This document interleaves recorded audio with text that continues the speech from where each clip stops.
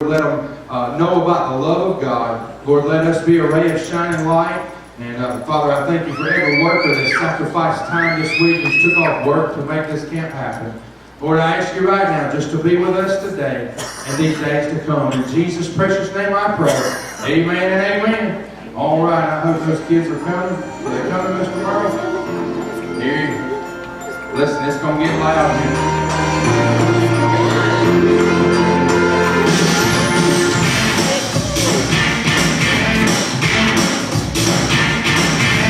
I just can't believe where my life is at. All that I know is my heart was broken. I don't ever want to go back. Ain't no explanation for how it's all a lie.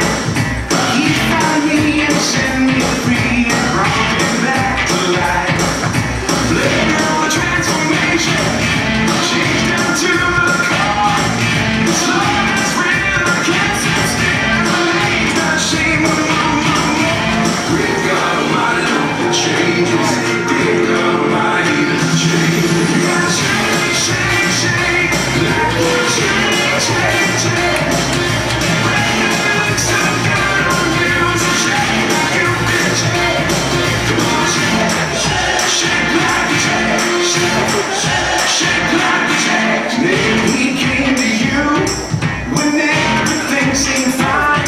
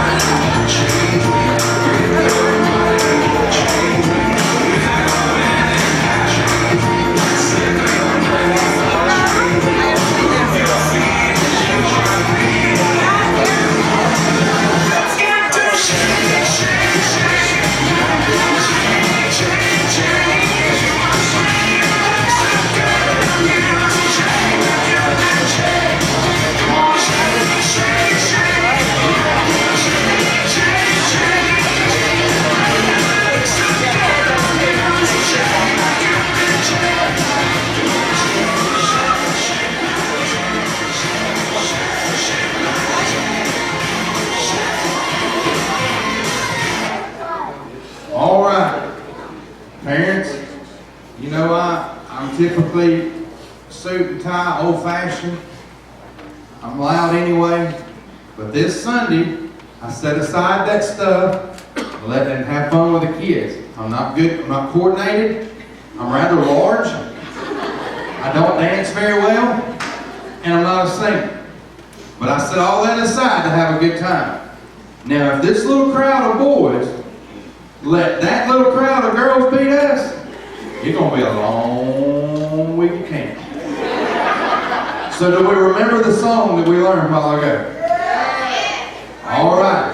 The adults are going to participate too, okay? So how many adults remember the old Bible school song, Hallelujah, Hallelujah, Hallelujah, Praise You the Lord? Anybody remember?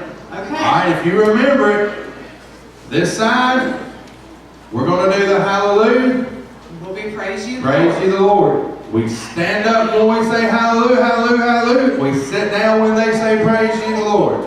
So we're going to do it real slow because Zach don't learn quick, okay? All right, here we go. You ready? Y'all ready? Hallelujah, hallelujah, hallelujah, hallelujah. Praise ye the Lord. Hallelujah. Praise ye the Lord. Praise ye the Lord. Praise ye the Lord. Hallelujah.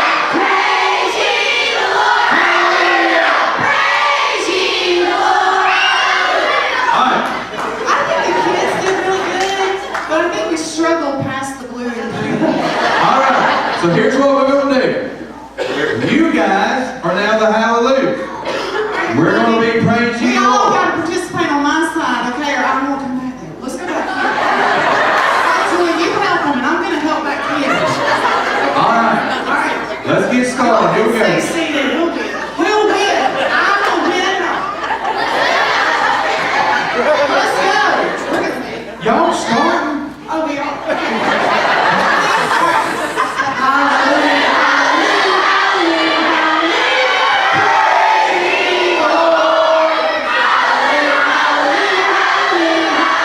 Praise ye the Lord.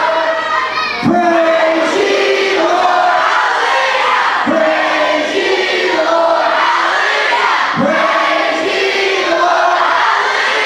Praise ye the Lord. All right, good job. All right. Who was at camp last year and remembers the happy dance? All right. Mr. Andy, stand up and give us a little, how should we happy dance this morning? It's going to be our happy dance. All right, stand up, guys. Let's go. All right. Happy dance. You in the corner shaking in those boots. You got one or two. You got the shaking right, but the feet won't get the clown. Always letting me and I come along. So that I keep you out of talking when I touch on show. We got reason to get up, reason to get down. He comes bringing our shame or joy, and now the joy wants out. Happy dance.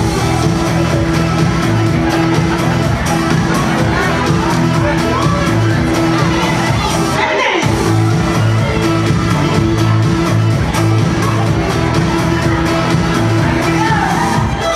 Hey, yeah, you Back through. in the back of the room with those concrete shoes. It's okay to cut loose. Oh, it ain't my right to move, but what moves you? We're so close now, without we think we're supposed to be. That means I'm living like we know it, we are free. We got reason to get up, reason to get down. He comes bringing our shame or joy, and now the joy wants out. Happy dance.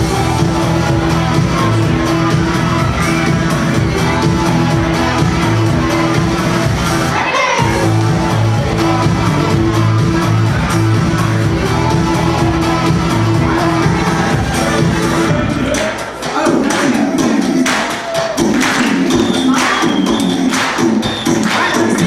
Those hands in the Lord say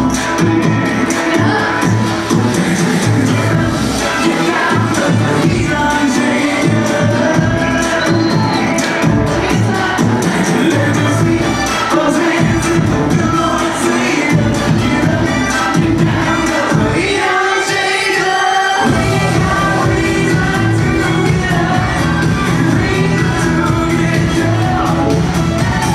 He comes bringing our shame or joy, and now the joy wants out.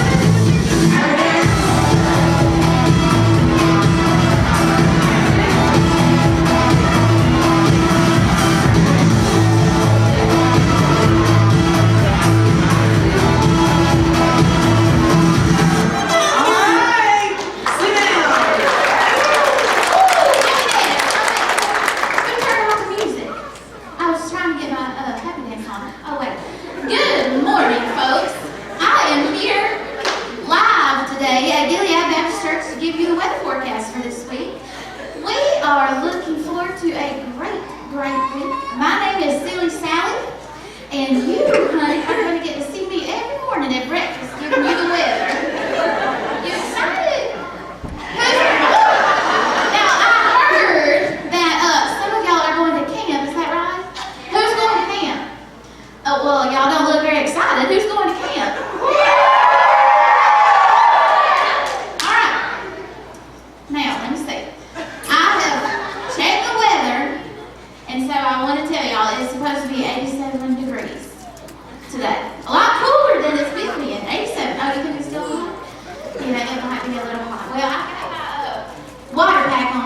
I can give you some water. So you are going to need to stay hydrated because the next 3 days, it's just going to be hot. I mean, that's all there is to it. It's going to be hot. Now, before I became the weather lady, I used to be a teacher. And so I have taught these children all these years about the seasons. And I thought there was only 4. But turns out there's another one, and we're in it right now. Do you know what season it's going to be? Deodorant season. So, y'all big kids, did you bring your deodorant?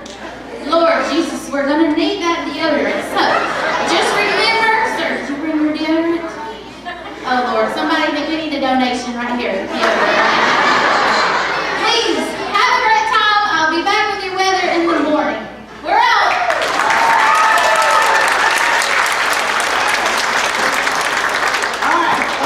Let's do another song. Y'all remember this one too. All right, Oh Happy Day. Okay? Anybody back there in the back, you want to participate, you just stand up. Don't worry about the people beside you. All right, let's clap.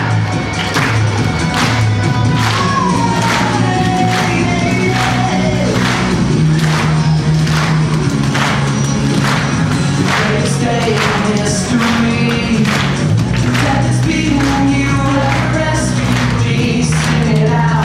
Jesus is alive. The empty cross, the empty grave. Life eternal, you have won that day. Shout it out. Jesus is alive. Shout it out. He's alive.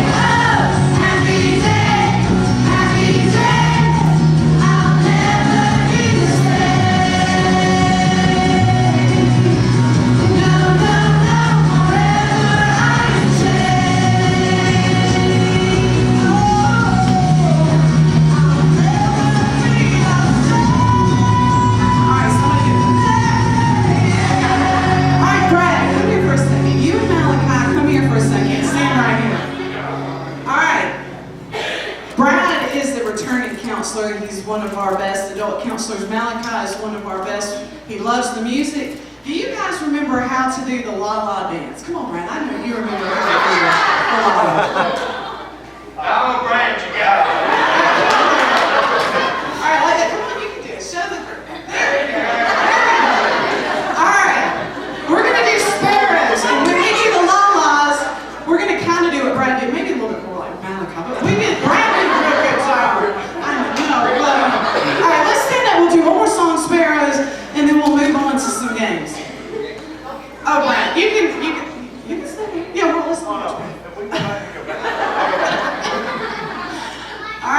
Lala's.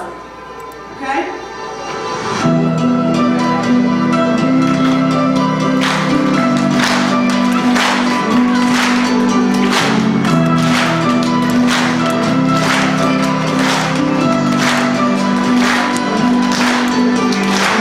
You can't add a single day by worrying.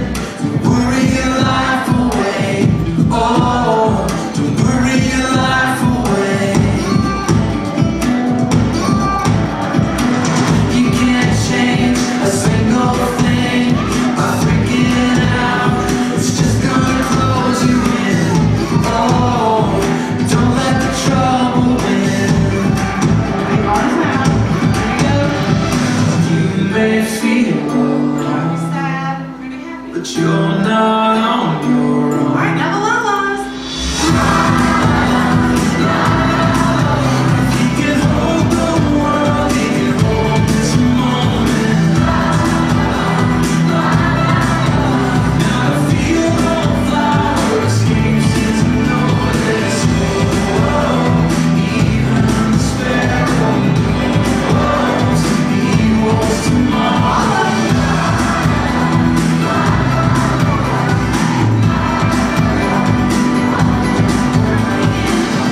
Leaning and it's hard to miss. Everything can change when you make it his. Oh, he wants to carry it, carefree in the care of God. When you let it go, you find that he's enough. Oh, you never leave his love. You don't walk alone.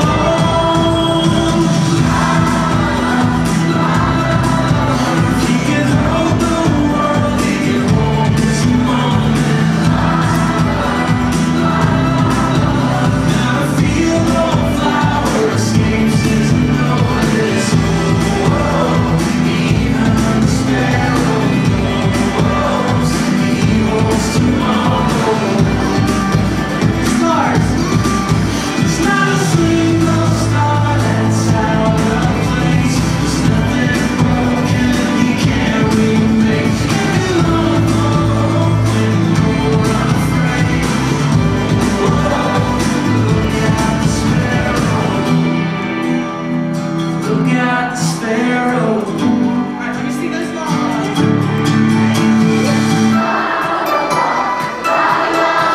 If he can hold the world, he can hold this moment. Now to feel the flowers, seems to notice. Oh, even the sparrow knows he wants tomorrow. Even the sparrow knows he wants tomorrow. Alright, y'all, can you see it? Thank you. Good job. Hey everybody, who is ready to play some games today? Y'all excited about games that came up? You are too. So today we're going to start with a competition. Who likes competitions? Okay, so we are going to see who can build a block wall with the books of the Bible in the right order fastest. So we're going to see if Mr. Zach and Miss Amanda can beat Mr. Pastor Sean and Miss Amy. So, all right, I want y'all to give it up if you think that Pastor Zach and Miss Amanda will win. All right, let me hear you if you think that Pastor Sean and Miss Amy will win. Okay, now y'all don't cheat. I know how you guys are. Okay, so no cheating. You can't stand on the table, Miss Amanda. We need you to camp all week. All week. Okay, so we are going to, I'm going to give you a remark. Okay, I will give you on your mark. Zach, you're supposed to be safe to go to camp. Do we need to talk? We're good. Okay. Let's do on your mark.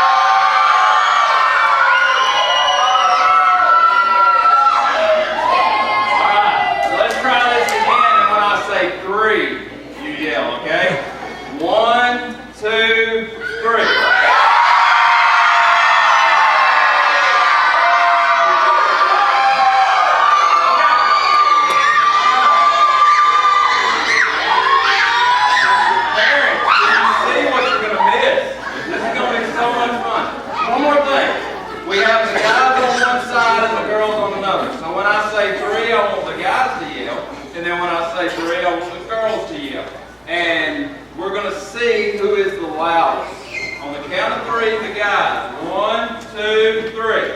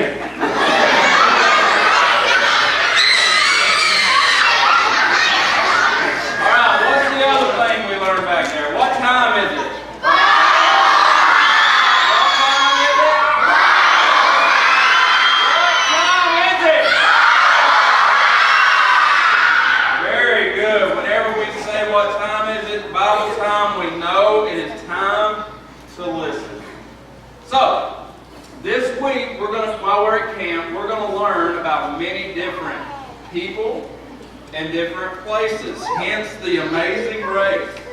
We're going to learn about many travels of Saul or Paul on his missionary journey. The first place that we're going to visit today is Jerusalem and Damascus. The person that we're going to visit is Saul. Saul was a tent maker by trade. Saul was a man that had an encounter with Jesus. Now, we're going to learn a little bit about Saul. Whenever we find Saul, whenever we start reading about Saul this morning, it's in Acts chapter 8, verse 3. And I want y'all to see just what type of man Saul was. In Acts chapter 8, verse 3, it says, "As for Saul, he made havoc of the church, entering into every house and hauling men and women, committed them to prison." Saul is going into people's houses and pulling them out for following Jesus. And why he's doing that is he's taking them to jail because he doesn't believe in the man that Jesus was. So Saul is going in uninvited, unannounced, illegally, pulling people out of their houses. So what we see here is Saul is a very mean man, a very bad person, that's right. But we're going to find out a little bit more about Saul in chapter 9. So if you have your Bibles with you, open it to Acts chapter 9, and we're going to read the story about Saul and what took place in his life.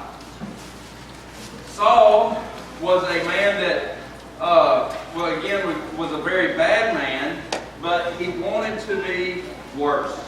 He wanted to continue being the bad man that he was. So in verses 1 and 2, we read, and it says, "And Saul, yet breathing out threatening and slaughter against the disciples of the Lord, went unto the high priest, and desired of him letters to Damascus, to the synagogues, that if he found any of this way, whether they were men or women, he might bring them bound unto Jerusalem."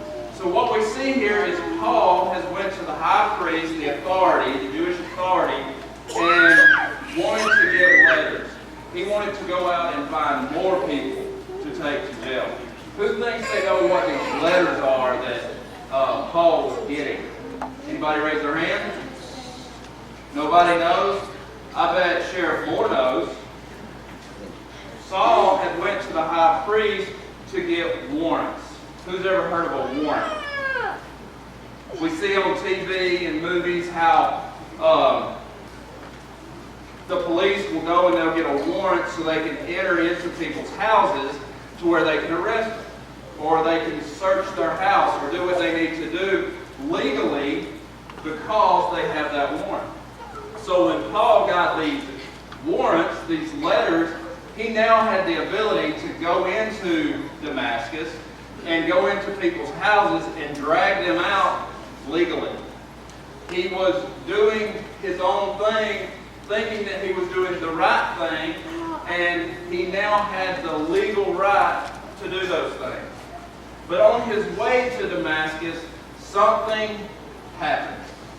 Paul has an encounter with Jesus. Because he now had this legal right, we see that nobody could change Saul. Nobody could change his mind. Nobody could change his direction. The people's houses that he went into, he didn't care what they had to say. He was just going to pull them out and take them to jail. Saul was a murderer. He didn't care how he treated these people. But what I want us to see out of this story is there's one person that can change our direction. There is one man that Saul came in contact with that changed his whole life. And that person is Jesus.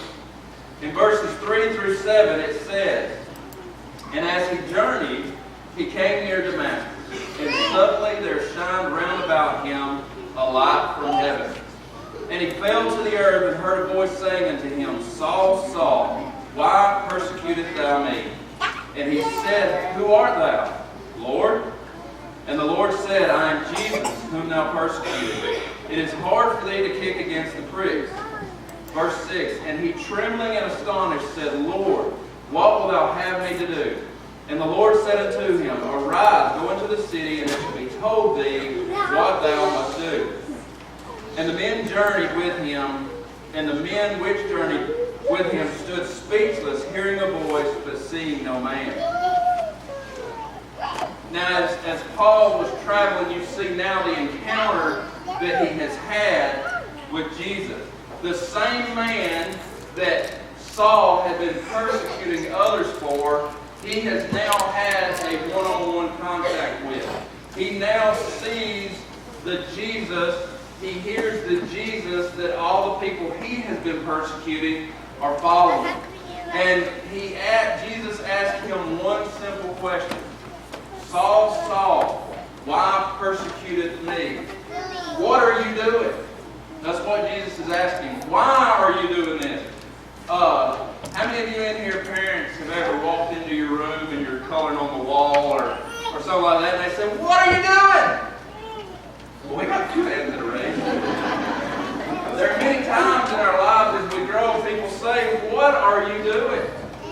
Why are you doing this? And that's exactly what Jesus is saying to Saul. What is it you're doing? Why are you doing this? Why are you persecuting me? And what we see from Saul is he said, who is this? Lord? He don't know who it is. But he questions, Lord, is that you? Is that you talking to me, Lord? And we see that Jesus tells him that it is me, the one that you are persecuting. He has this encounter with Jesus, and Saul is on the ground, scared to death. He sees this bright light. He hears this voice talking to him. He wants to know who it is. And once he finds out who it is, what do you think happens? Close your eyes. Everybody, close your eyes. What do you see? What? Blackness? Nothing? Darkness? Y'all leave your eyes closed.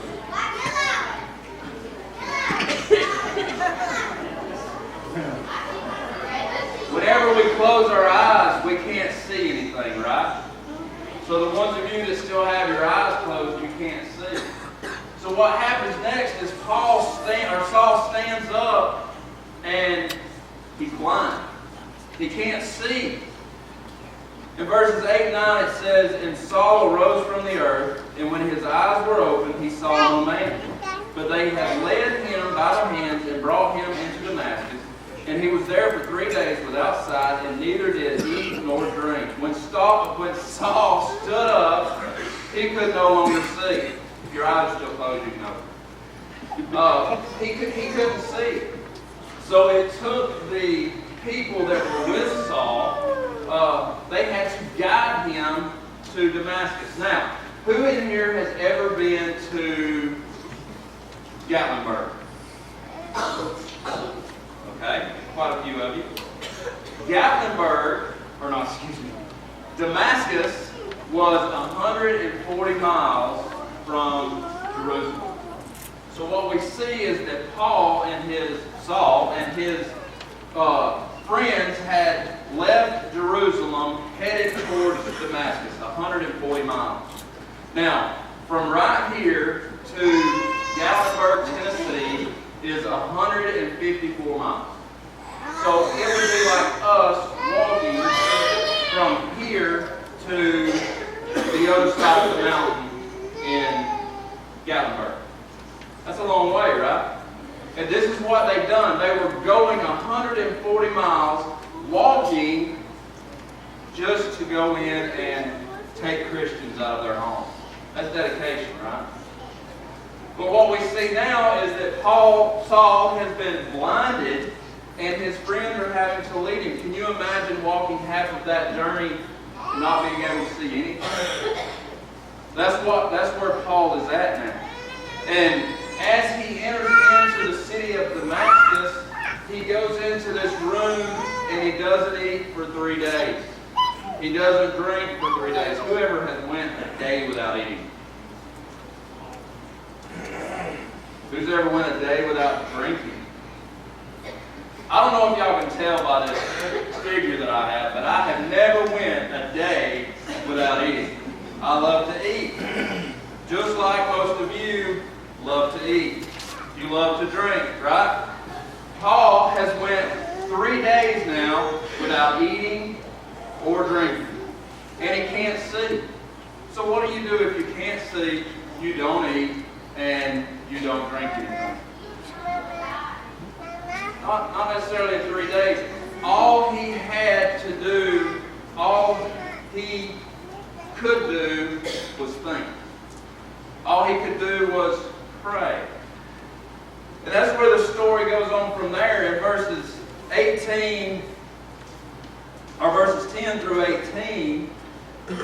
It says that there was a certain disciple at Damascus named Ananias. And to him said the Lord in a vision, Ananias, and he said, Behold, I am here, Lord. And the Lord said unto him, Arise and go into the street which is called Straight, and inquire the house of Judas for the one called Saul of Tarsus. For behold, he prayeth, and hath seen in a vision a man named Ananias coming in, and putting his hands on him that he might receive his sight. Then Ananias answered, Lord, I have heard by many of this man how much evil he hath done to the saints at Jerusalem. And he hath authority from the chief priests to bind all that call on thy name. But the Lord said unto him, Go thy way, for he is a chosen vessel to bear my name before the Gentiles and kings and the children of Israel. For I will show him how great things he must suffer for my name's sake. And Ananias went his way and entered into the house, and putting his hands on him, said, Brother Saul, the Lord, even Jesus, that appeared unto thee in the way as thou camest, has sent me, that thou mightest receive thy sight and be filled with the Holy Ghost. And immediately there fell from his eyes as if it had been scales, and he received his sight forthwith, and arose and was baptized. Now, in the story that we see of Saul, he's sitting in here blind. He's sitting in here not eating. He's probably very lonely. No one's around him. But we see that God's in the works, working with somebody else to help Saul. Does God want us to navigate this world blindly? Does he want us not to receive all of his grace, all of his wonder? Does he want us to not know what it's like to have the joy of the Lord? No. He wants us to have that joy of the Lord. And that's where Ananias comes in Paul's story. Ananias comes to Saul, and as he gets there, he lays his hands and prays over Saul. And when he does, there's something like scales that fall off of his eyes. So it wasn't just that he was blind, it was that there was a covering over his eyes. But now that Ananias has prayed over him, Ananias has laid his hands on him, these scales have went away. And he can see. In our lives, God does not want us to navigate blindly. He doesn't want us to be blind to the glory of the Lord. Saul, whenever he started his journey to Damascus, he was blind to all the things of God. But when he had that encounter with God, that's whenever his whole life changed. You know, with us as humans in today's time, our encounter is not going to be a face-to-face with Jesus, but it can be an encounter with someone giving us the good news, hearing a sermon, hearing somebody witness to us. This could be your first encounter with God. That encounter is different in so many ways. Somebody gives you a tract. Somebody, you're having a bad day, somebody prays with you. That's your encounter with God. What we see with Saul is once he had that encounter, he done something about it. He didn't just sit around and stay blind the rest of his life. He did what God had told him to do. He went to the city and he waited. And when he waited, a man came named Ananias and he laid hands on him.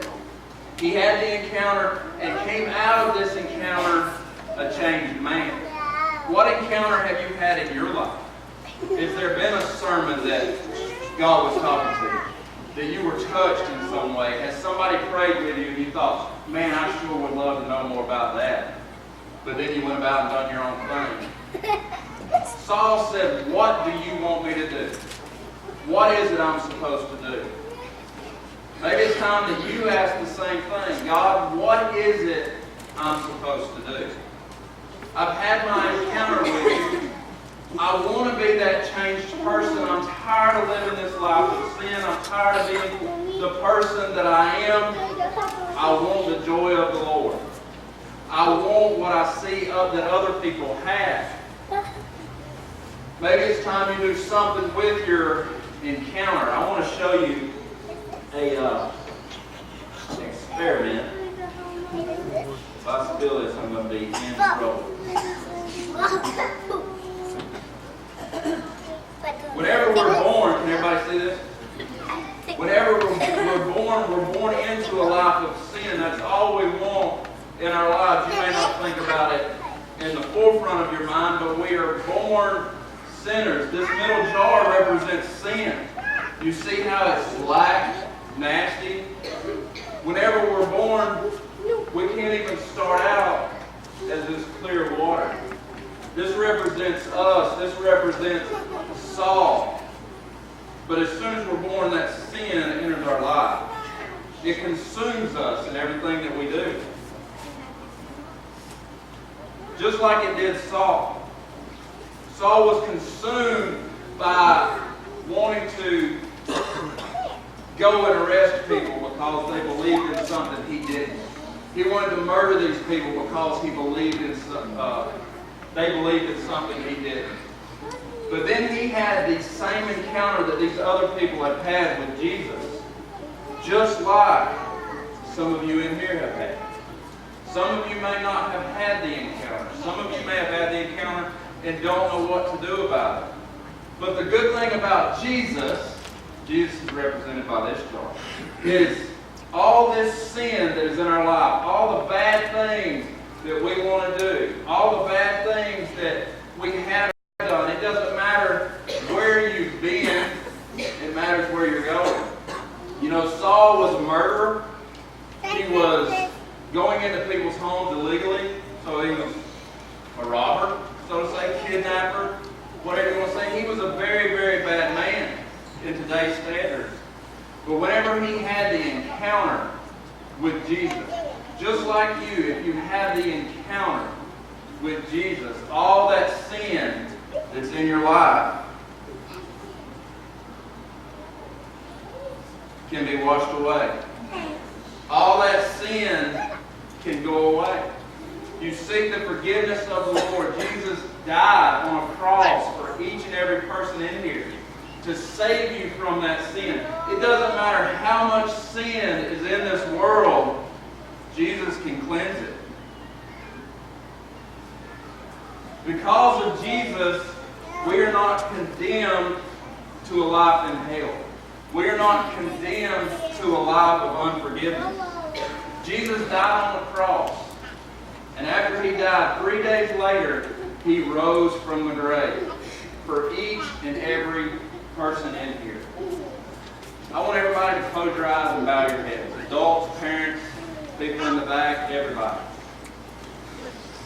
I know today is a day that we're super excited and we're going to camp and it's going to be a great time. But I feel in a room this big with this many people, there's people in here that have had an encounter that have never followed through and accepted Christ, accepted Jesus as their personal Savior. They've never gotten the forgiveness for their sin. If you're in here today and you've had that encounter, you think about your life, you think about the past and everything that you have been through, the person you are now. Did you miss an encounter? Was there a time when you should have given your life to Christ? If you're in here this morning and God's talking to you, if you're having that encounter now and you feel like you need to say, hey, what's the next step? I want you to raise your hand.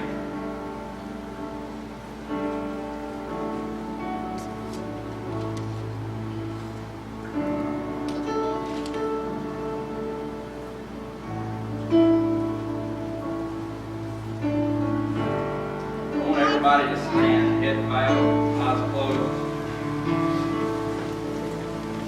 I want to get a few counselors to come up front. Brad, Raymond,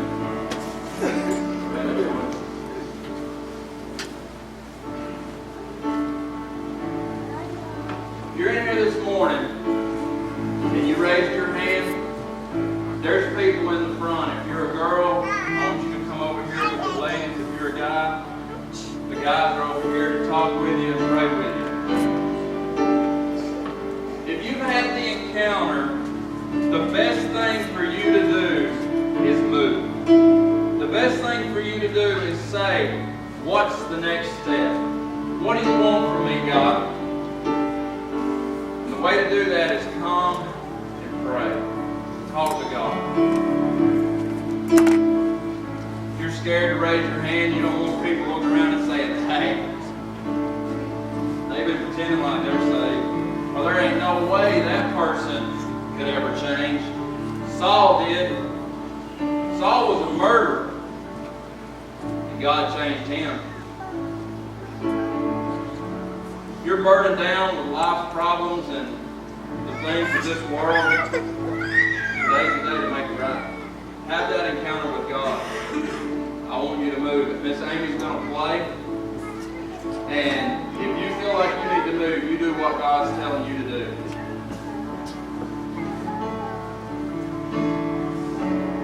I'm forgiven, 'cause you were forsaken,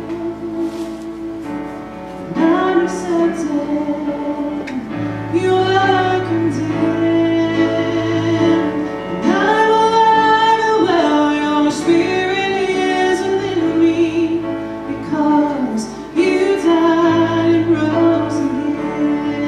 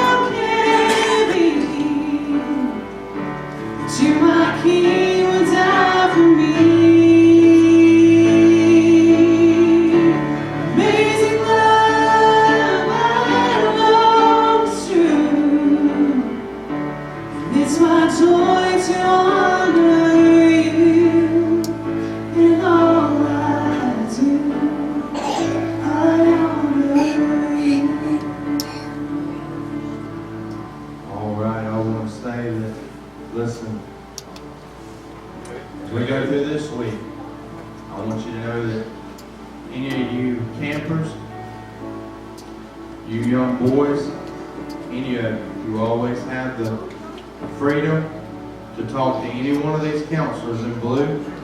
If you want to talk to me or Zach, either one of us, Raymond, Brad, Mr. Andy, any of these in blue, girls, your counselors, Miss Amanda, Miss Amy, Miss Joy, Miss Sherry, all these ladies are equipped to show you what the Bible says about being saved. So don't put it off. Get it right with the Lord. And we're looking forward to big things this week. Here's what we're going to do. Let's, everybody have a seat.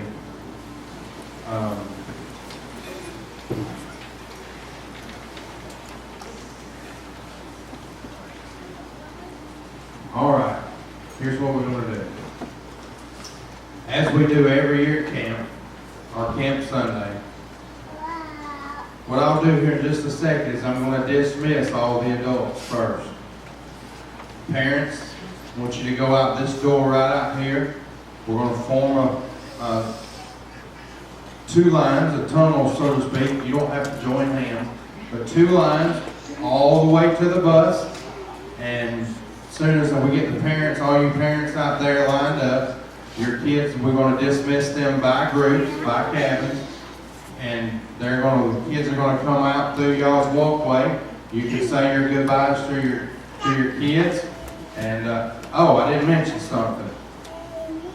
While the parents are still here, remember a while ago I said I was kind of old-fashioned, and I don't want to see cell phones this week, guys. I hate to break it, but you're probably better off to leave it with your mom and daddy. I don't have a problem with letting you borrow mine to call your parents if you need them, but I promise you that cell phone you got in your pocket will be the biggest distraction this week and probably get you in trouble if you ain't careful. I done talked to some of these teenage girls. Let me catch you with a cell phone. So anyway, some of you may say, listen, I want my kid to have one. I'm not telling you they can't bring it for emergencies. I'm not saying that at all. I just, some of these today, this is exactly what they do all the time. So but anyway, all right. Mr. Andy's group, don't leave, don't get up. These boys right here, I want you guys to do me a favor, and y'all gonna ride the van with me over there. It's parked right behind the bus. That'll give you a little extra room for the kids and everybody on the bus, the big bus. All right, so here's what I want to do. Parents, we'll be posting pictures. There's boxes of Kleenexes under about every third row of chairs. If you need one before we get out there, it's okay. It's okay. Listen, we've been there before. Somebody's like, try nothing. It's on you, brother. But listen, we're going to take care of them. And what is that?